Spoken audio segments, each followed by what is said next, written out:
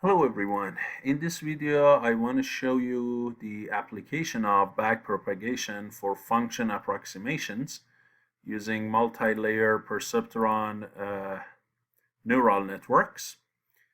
And here I'm going to go only with two layers, one layer in connection with input and another layer in connection with the output. In the input layer, we're going to use sigmoid functions, and the output layer, we're going to use a pure linear function. And this kind of network, we call it the Adaline network. Hopefully I'm pronouncing it correctly. And you can show that if you have, as I said, sigmoid in the hidden and linear in the output layer, this layer, this Adaline layer, can approximate literally any function to any degree of accuracy if you have sufficient neurons in this initial layer. Okay, so here I'm going to use the function 1 plus sine of pi times p over 4 for input of p. And remember, in general, the more oscillations your target function has, it is harder for a neural network to basically approximate it, and you need more neurons to do that. And the range of data for input is between -2 to 2. So we're going to use the backpropagation that we learned in previous video and apply that to approximate this function. Remember, the demo I showed you was this function. So I decided to write the code because that demo I showed you last time, it was just one step, one epoch. So here I want to go all the way until it converges, okay, and show you the approximation and the plot of the cost function versus epoch. So remember the update equation for the weights and biases were these two equations. Here you only have two layers, so m goes only 1 and 2. And alpha is a learning rate that we choose. And the sensitivity term for the final layer here, capital M, which is equal to 2, comes from this formula here. And the other layers, which in this case is just the previous layer, layer 1, you have to use the backpropagation formula, okay? So we use that for m of 2, and we use this guy for m of 1, relating it to m of 2.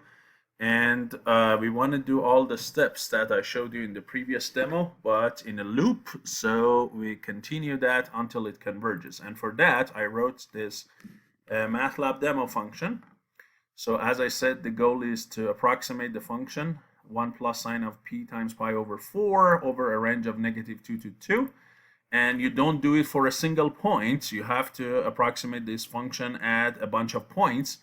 So here you can choose this parameter. I'm going to approximate this function over 200 points in this range, which is a good number of points. And how many neurons would you have in that first layer, in the input layer? Here I choose 20. You can change that. And then I start my weights and biases all with random numbers. You see, W1, B1, W2, and B2, they are all random. Now B2 is a scalar, but the other weights and biases, they are all random numbers. The activation of the first layer is the sigmoid function. The activation of the second layer is the identity function. And we need the derivatives of them. Remember, we need the derivatives here and here. So we need the derivatives of the sigmoid and the linear function, and they are provided here and here. So this is the sigmoid function derivative, which is basically the function squared, and the derivative of n equals 1, of course, okay? And you see I'm using anonymous functions here to make life easier. Then I pick my learning rate. I go with a very small learning rate. And for that reason, you have to provide a sufficient number of epochs. So here I choose 200 epochs. And these parameters, again, under your control, you can change it. Then what do I do? For k equal 1 to the number of epochs, I repeat all of the steps. What do? I go from J1 to ND. So I go over each and every one of those basically training pairs of points, P and T, PJJ and TJJ. I go over each and every one of them, and using each one, I'm going to train my network. I'm going to update the weights and biases. I go to the next point, next point, next point. Once all of this internal for loop is done one time for each and every one of the points, that is called one epoch. Then I go to the next epoch until all the epochs are used, and once all parts of one epoch is done, I calculate my cost function for that epoch. So later I can plot the epochs and the cost function, okay, in one plot. And in the other plot, I show you the target function using P and T, and on the top of that, I show you P and A2, where A2 is the output of the final trained network. So I want to show you the function and the approximated version of the function.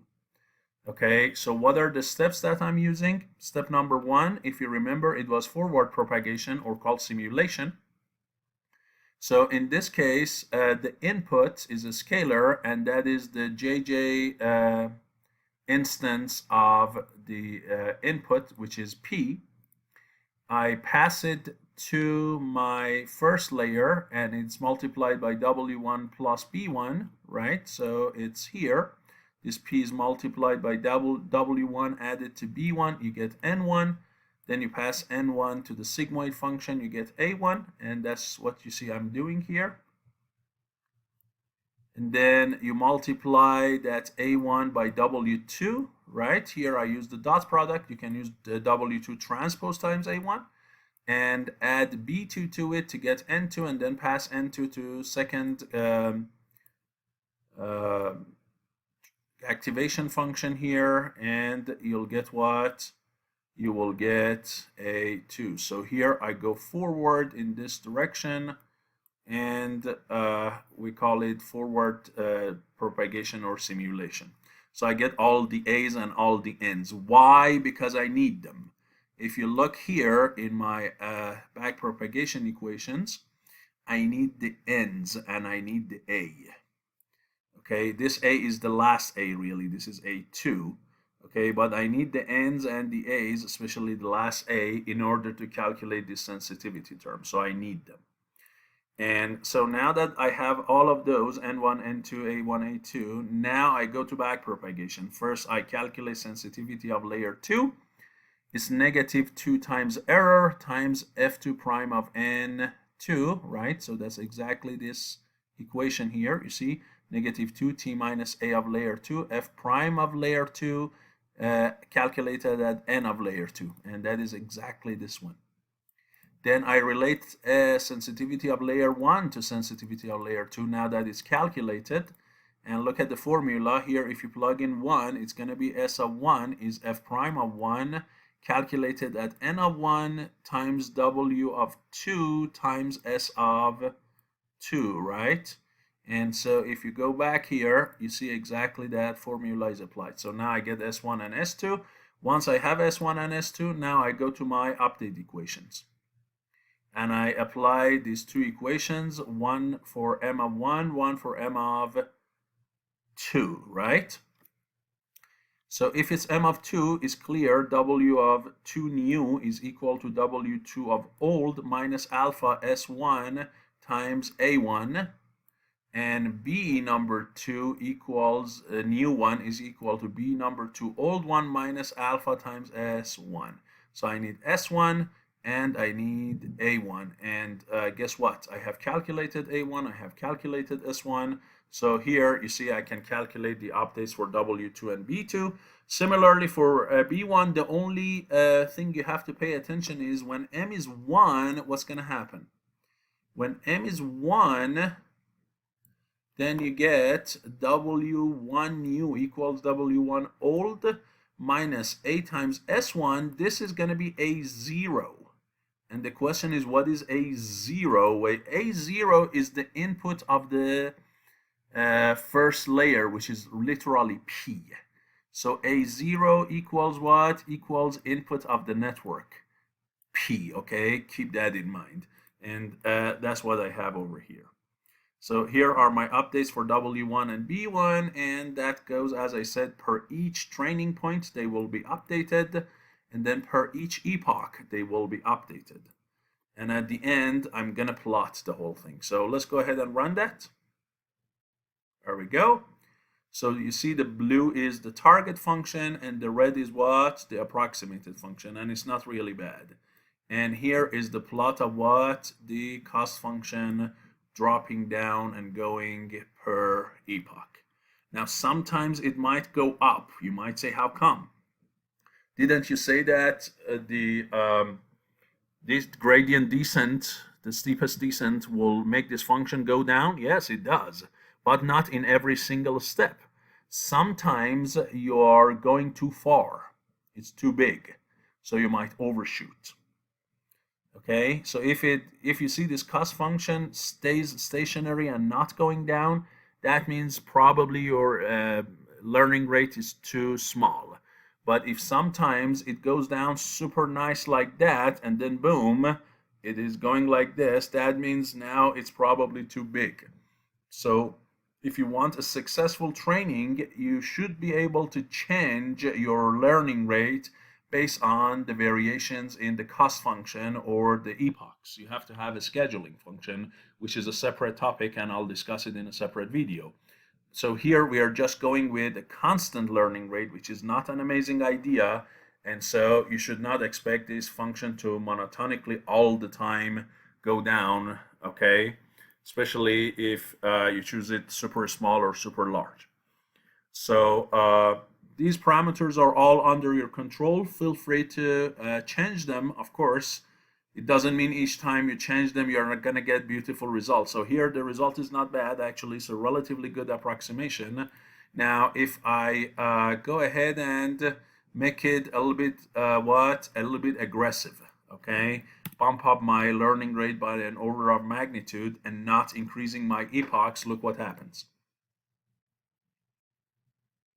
Okay, I guess I need to do it one more time. So there we go. It's not bad actually, but look at your cost function. You see here, look at this overshoot. So in order to allow this overshoot to settle down and go down, you need a lot more epochs. Okay, because here you have a bad overshoot. Okay, here it was going down well, but now here you had to adapt and you didn't. So now you have a bad overshoot and you need time for this to settle. So in this case, I really need to go maybe 1,000 epochs or something to allow for that overshoot to settle down and the cost function to go down further. Okay, and you can see that here, you see you got another overshoot. Okay, so that is an indication that your alpha is too big. It's not a good idea. Even if you have a lot of epochs, it might not work. So when you see that kind of behavior, you need to bring down your alpha. Again, you have to have a function to adaptively do that, not you just manually. But I'm just telling you some overall things. Another thing is, remember here, it wasn't bad with 10 to the negative 4 and with 200 epochs, you see, you get a relatively good approximation, but we had 20 neurons for 200 data points. Now, what if I don't use enough of data points? What if I approximate my function, but my training data points is not sufficient, right? I only use 20 data points. And remember that if you have 20 data points, you don't want to use 20 neurons. You are doing overfitting. So maybe here I just use 5 neurons, okay? Right? So here I bring down my training number of training data points and look what happens. You see? It's not a good approximation because I only have a few points for training. And it's not really big. And look at that. Okay?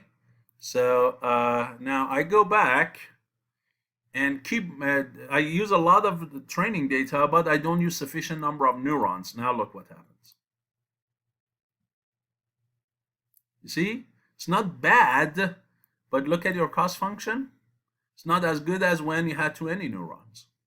You see, this is not super horrible, but your cost function could do better. So it's another thing. These are hyperparameters, the number of neurons, okay? The training data set is mostly out of your control unless you artificially create data points, which you can do in many computer vision tasks and other tasks. You can artificially bring data. If you don't have, you can add artificially. But the two huge important hyperparameters is one, the number of neurons in the input layer, and the other one is what? The learning rate. Okay, and here we are not using any momentum in our update equations. Okay, we are not using any scheduling or anything. So this is like the simplest thing you can possibly do.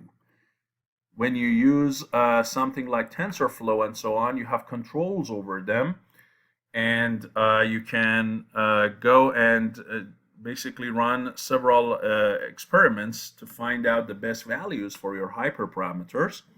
But in general, you see that these hyperparameters are super crucial in the performance of the system.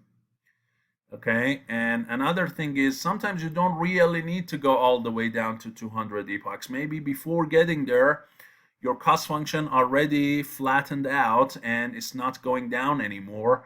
So maybe here I really do not need to go down to 200. Maybe I can stop it at 50 or 60. And after that, literally, if you can see, my cost function is basically at an elbow and it's not going down further. So maybe I have to stop the simulation. So these are all considerations you want to do and keep in mind if you want to write a successful neural network code. Okay, a code like this is just good for a simple demo. Okay, if this function gets more complicated, as I said, and this is only 2 layers, by the way, you can add a lot more layers in between, and this is what we call a shallow network. You can have a deep network. You can have a lot more layers with a lot more neurons. Okay, whether it helps or not, that's another discussion for another video.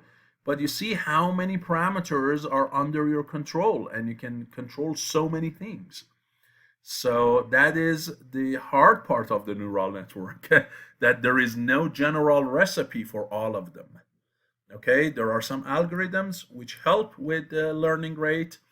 There are some general suggestions for how many neurons, for how many layers, but these are just general suggestions.